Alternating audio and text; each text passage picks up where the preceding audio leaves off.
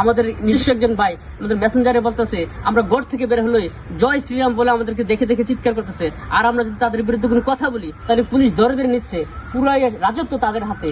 আজকে এই অসহায় মুসলিম ভাইদের পাশে কে দাঁড়াবে? কে দাঁড়াবে? আমাদেরকে দাঁড়াতে হবে। আজ ভারতে হাজার হাজার সুর দমন সোয়েল তৈরি করতেছে এবং প্রশিক্ষণ শিবির তৈরি করতেছে এবং তাদের কর্মীদেরকে সশস্ত্র বাহিনী হিসেবে গড়ে তুলতেছে। কেন? ভারতে প্রচুর পরিমাণ হিন্দু থাকা সত্ত্বেও কিছু সংখ্যক মুসলমানদের জন্য তো এত প্রশিক্ষণ নেওয়ার কিছু নাই।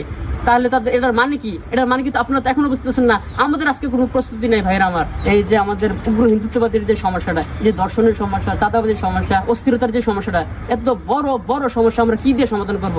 শুধু সেকুলারিজম, শুধু আমাদের গণতন্ত্র দিয়ে সমাধান করব? ভাইরা, এত বড় বড় সমস্যা আমাদের ইসলাম ছাড়া আর কোনো কিছু এটার সমাধান করতে পারবে না। একটা হিন্দু, একটা বুদ্ধ, একটা খ্রিস্টান, প্রত্যেকটা ধর্মের মানুষেরা একমাত্র ইসলামী শরিয়ার ভিতরে নিরাপদে থাকতে পারবো।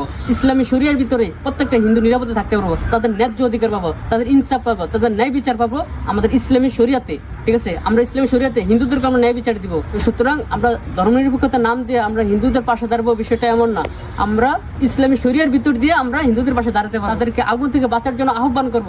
আমরা তাদের মন্দিরে গিয়া আমরা পূজা অর্জনে আমরা শুভেচ্ছা জানাবো না, যে দুর্গা পূজায় গিয়ে শুভেচ্ছা জানাবো না, কারণ তার একটা শিরকি কাজ করতে আছে আমরা যে আমাদের বড় বড় পলিটিক্যাল লিডাররা যায় ফুলের শুভেচ্ছা যায়। হ্যাঁ ঠিক আছে, আমি এই চেয়ারম্যানের পক্ষ থেকে এই এলাকায় আসছি, তোমাদেরকে ফুলের শুভেচ্ছা। ঠিক আছে, আমরা আল্লাহর সাথে শরিক করতেছে, সবচেয়ে বড় জঘন্যতম পাপ কাজ করতেছে, আর আমরা তাদের কাছে গিয়ে কি করি? আমরা শুভেচ্ছা জানাই, ফুলের শুভেচ্ছা জানাই। তো এগুলা ইসলামী শরীয়তে কোনোভাবেই জায়েজ নাই। ঠিক আছে না?